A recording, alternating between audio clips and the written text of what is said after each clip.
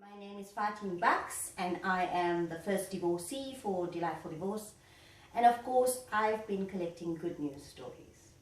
And this gorgeous family I heard about via the Facebook grapevine, and they have set a really good example in terms of how both Zuraida and Moegsien have conducted their divorce. And Shiefaa's in the middle because I also need to hear from the children, the ones who are caught in the middle, often in a tumultuous situation. But Shiefaa's here to share her side of the story as well.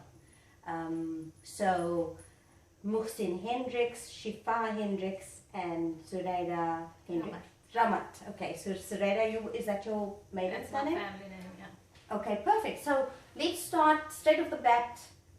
Let's go back to your divorce. So how old was Shiefaa? Just sketch me a context. Shiefaa was 3. Hey? Yeah, she was 3. So that was 19 years ago, because you just turned... 18 years ago. Sorry, She's 21 18. now. You're 21. And So at that time we were married for 6 years, I think 6 or 7 years. And it was a culmination of life was just not working. okay. So we had gone out for a long time, and yes, there were great years in there. But even before we were married, I was not really up to being in a relationship. I was very naive, and relationship-wise, completely bang. And I only So got... bangbroek then? I was a bangbroek, and I got that only when I did my first landmark forum. Oh, Up until that wow. time, I was just a victim of life just didn't work out for me. It was all because when my mother died when I was 9.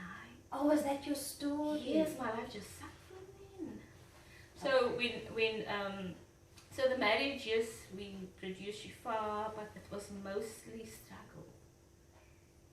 It was mostly trying to find like the happy moments, right? They were, like, you could count them. Okay. So, but I don't think either of us had the know-how how to deal with it. How old were you and how long was this marriage? So, I think 6 years. I got married when I was 27. Okay. And so I was 31 when Shiefaa was born, and then 34 when I got divorced. Okay. Yeah. And how old were you, Moegsien?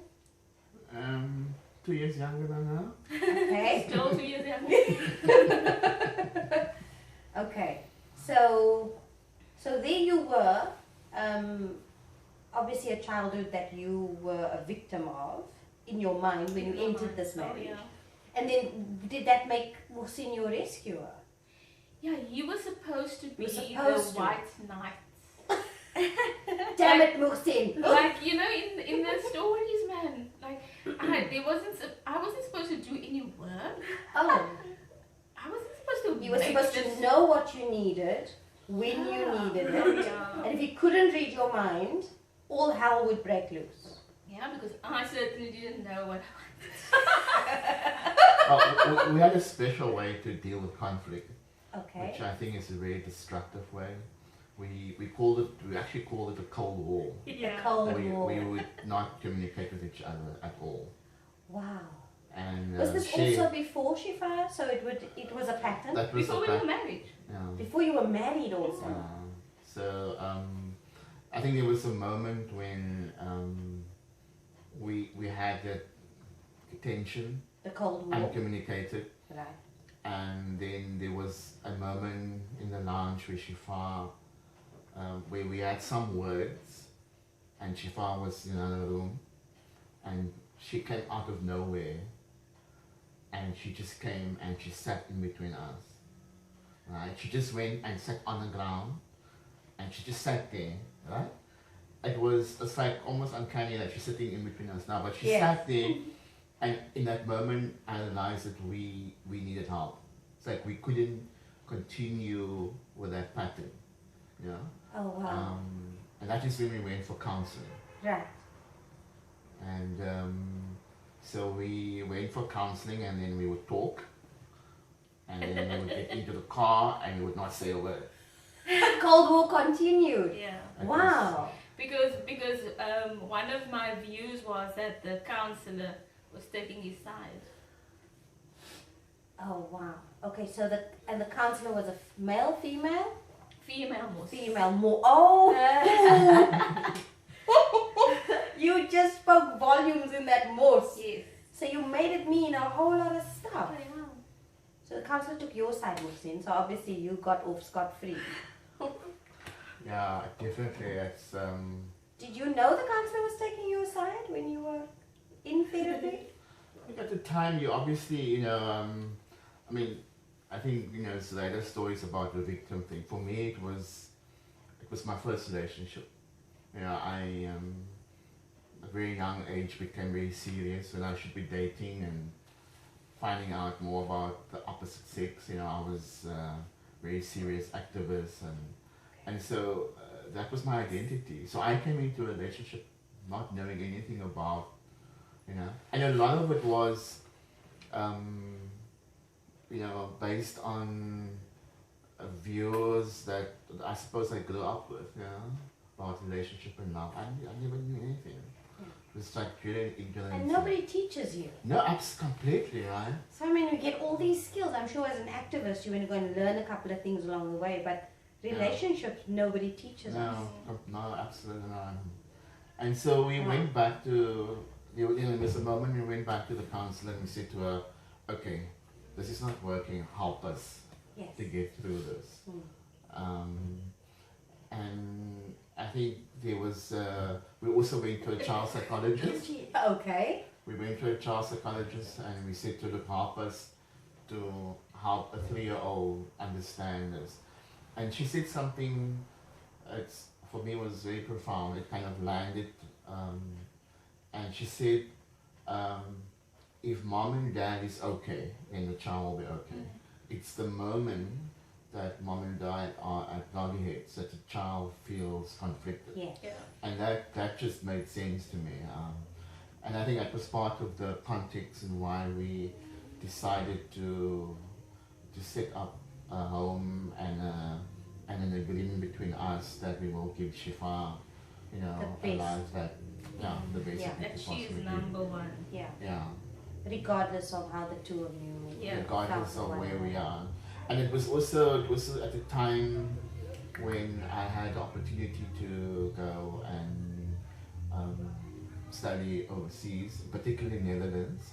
And I've been there before, and I love the city. I love Amsterdam and Rotterdam, and I had a scholarship to go, and I had like opportunity. And I had to make a choice, you know, of going and not being part of Shiefaa's growing up, and it was an easy choice, you know. Could not miss it for one.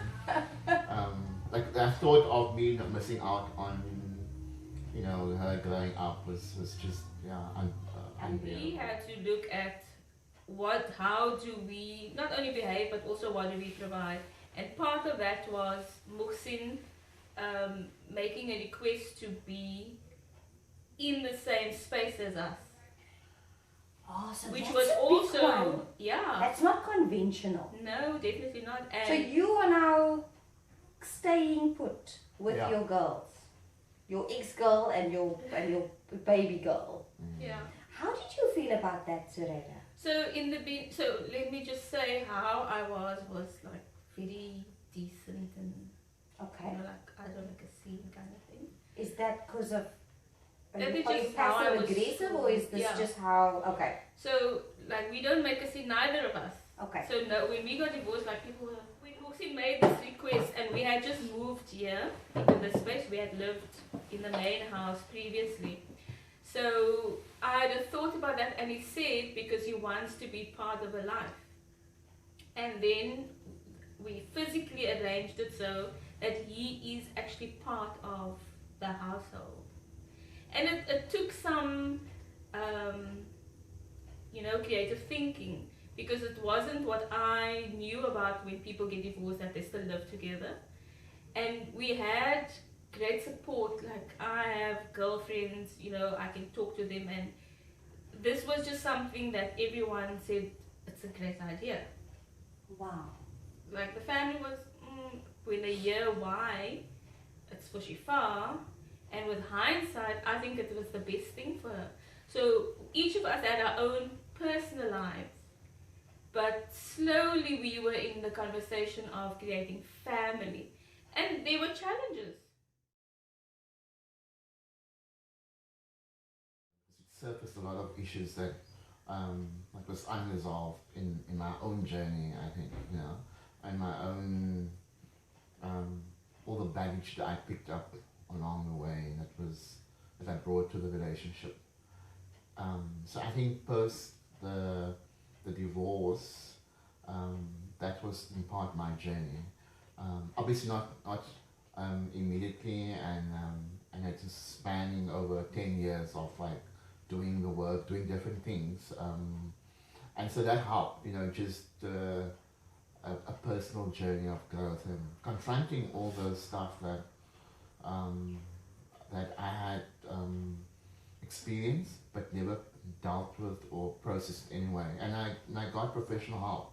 You know, and it wasn't an easy journey, but I think that helped to at least get closure for me, and help to support that journey of us not being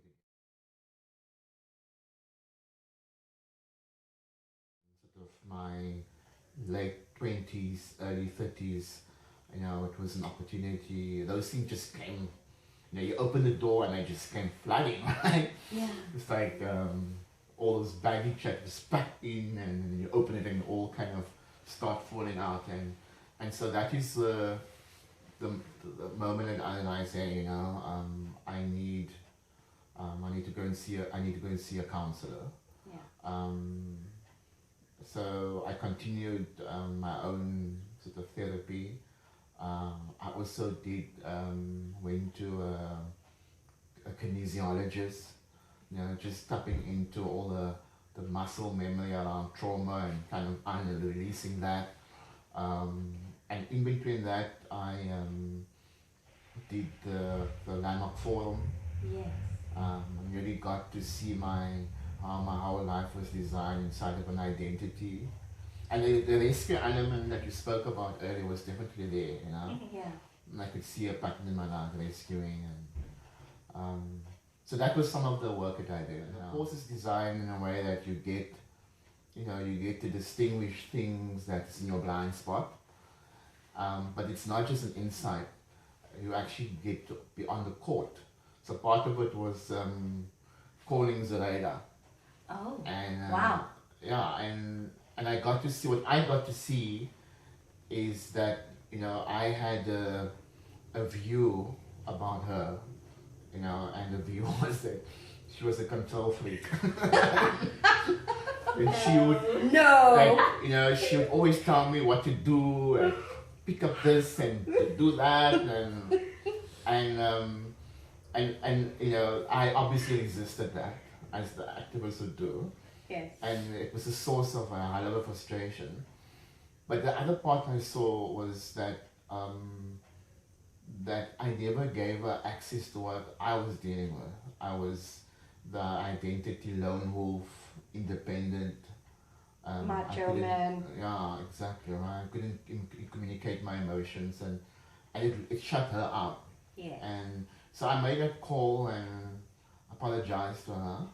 This is after your divorce. Yes, after the So divorce. you make the call to Zuraida. You've got to tell me about that call. Yeah, it was not an easy call.